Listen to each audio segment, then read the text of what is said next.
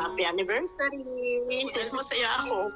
Dahil sana pagdating ng Panginoon, lahat ng mga kasamahan ko dyan, mga kasamahan natin, ay lahat tayo ay sama-sama na sasalubong. Yun ang aking dalangin sa Panginoon. Sana walang isinuman mawaglit na tayo ay sama-sama na sasalubong sa Panginoon sa kanyang pagdating. Sana naman ang mga kapatiran dyan, patuloy lang ang paghawak sa Panginoon dahil yun lang ang ating sandata, wala nang iba.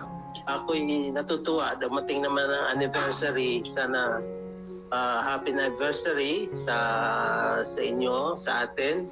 Sana magpatuloy na yung relationship ng bawat isa ay magkaroon ng adikain na may pasulong ang gawain diyan sa lugar na yan. Bagamat sa pandemic, ito siguro ang pagkakataon na medyo maging close ang in church upang tayo ay magtagumpay. Happy anniversary! Happy anniversary! Sa inyo lahat, Sa inyo lahat, sa atin lahat. And happy Sabbath! And happy Sabbath! Happy 25th anniversary sa inyong lahat. Hindi ko akalain na naka 25 years na. Ako ay bagong dating sa Roma nang itayo noon ang church sa pangunguna ni Pastor Verse, and it feels like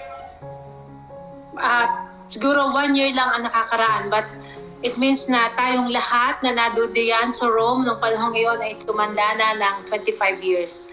Kaya nagpapasalamat ako sa Panginoon dahil alam ko na for the past 25 years, tayo ay lumago ang ating kabuhayang espiritual at ang ating relasyon sa Panginoon at ang ating relasyon sa isa't isa. Kaya magpatuloy tayo sa ating paglago hanggang sa dumating ang Panginoon. Hopefully, not more than 25 years from now or not more than 50 years ay makita na natin ang Panginoon. Happy anniversary, everyone!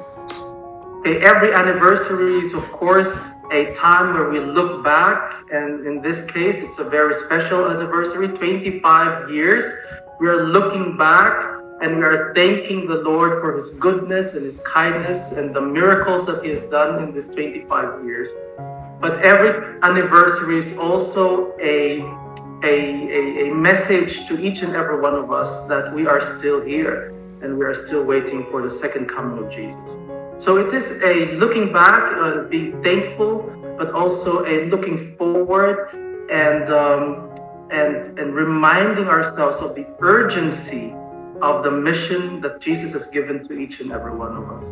So I'm not wishing you another 25 years, but I'm wishing us that Jesus is coming very soon so that we can go home and that we will have our anniversary in heaven. So God bless you and happy 25th anniversary. Happy Sabbath po sa inyong lahat dyan, at saka congratulations on your 25th anniversary. Patagal po tayo ng patagal dyan, despite ng pandemic po, lalo po tayong tumatatag ang samahan nating mga Kristiyano, at miss po namin kayo dyan lahat, at sana po magkita-kita po ulit tayo. At maraming salamat po sa inyong lahat dyan.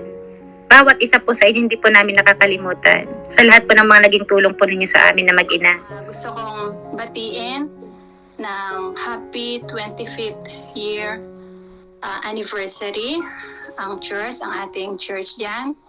Naway patuloy na magpagamit kayo sa gawain ng ating Panginoon. Maki-involve sa lahat ng ministry or gawain para makilala, mapaabutan ang mga taong hindi pa nakakilala ng pabalita ng Panginoon. Maging matibay, maging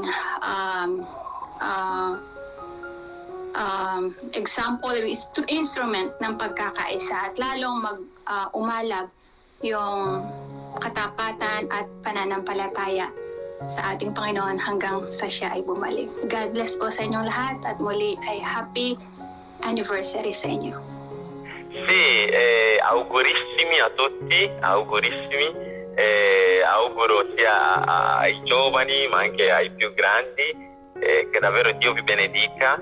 Io sono sicuro che è stato Dio, è stata la mano dello Spirito Santo che ci ha portati tutti fino a questo momento. Quindi continuiamo ad affidarci a Lui e davvero Lui ci farà sempre di più pescatori di uomini e donne, di giovani e di più grandi. E il mondo sentirà il profumo del nostro messaggio e molti si convertiranno. Quindi che Dio vi benedica e che vi dia altri anni più belli, ancora più belli, ma soprattutto che vi dia l'eternità, quando ci vedremo tutte le chiese del mondo su in cielo con Gesù a festeggiare l'eternità. Quindi davvero che Dio vi benedica e vi mancate tanto. Un abbraccio a tutti. Ciao. Ang aking panalangin at ang aking hangad sa Church of Rome, ang aking unang pamilya dito sa Italia, pamula nung ako'y dumating, ay nawa patuloy po tayong magpuri, magwalhati, ating dakilain, ating kilalanan ng ating Panginoon, ating sambahin. At saka individually, kasi individually ay kinakailangan talaga natin ng taimtim na relasyon sa Diyos. At sa pagkakaroon ng taimtim na relasyon natin sa Diyos, magkakaroon tayo ng pagkakaisa sa Kanyang dakilang pangalan para sumulong at matapos ang gawain. Happy Silver Anniversary, my Church of Rome. God bless, more power, and good luck po sa bawat isa. And I hope to see you soon, very, very soon. Thank you. I would like to give my profound greetings, Filipino Church in Rome. I give all the glory and honor to our living God, Jesus Christ, who have sustained us from the beginning of our existence as a church up to the time that we will see Him on His second coming and bring us back home. Habat po sa inyong lahat mga kapatid at maraming pong salamat sa pagkakataong kayo po ay aking mabati at makapanayam sa oras na ito. Grazie po. Okay, maligayang pag-celebrar natin ang anibersaryo sa Via Urbana, Rome, Italy. Sana sa anibersaryong ito, tiyak ko na ang pagpapala ng Panginoon ay nasa atin lahat. Kahit wala ako dyan, ay ang puso ko andyan at hindi ko makakalimutan ang kung may mga anibersaryo bang gaganapin tuwing December ay hindi ko makakalimutan ang iglesia natin dyan sa Roma. Dahil yan ay tumatak. Kahit sino sigurong umalis dyan ay hindi makakalimutan ang anibersaryo dahil nakikita yung pagkakaisa nating mga kapatiran dyan sa Roma. Nakikita, nakakaiba yung kahit handaan natin, dyan yung nakikita yung tunay na pagmamahalan. Yung ano ko lang, hiling na sana patuloy ang pagmamahalan yung anibersaryo sa Iglesia ng Roma at ang pagtutulungan bawat isa, pagmamahalan bawat isa ay patuloy upang sa ganon sama-sama tayo sa langit na walang hanggan at magkikita. Sana pagpalain tayo sa ating mga pisikal na pangangatawan at higit sa lahat sa ating spiritual na pangangailangan. Happy 25th Church Anniversary Rome. I'm so thankful that God still continue to bless our church even though masyado tayo maraming pinagdahanan last year because of pandemic, but then still He continue to guide us and keep us safe.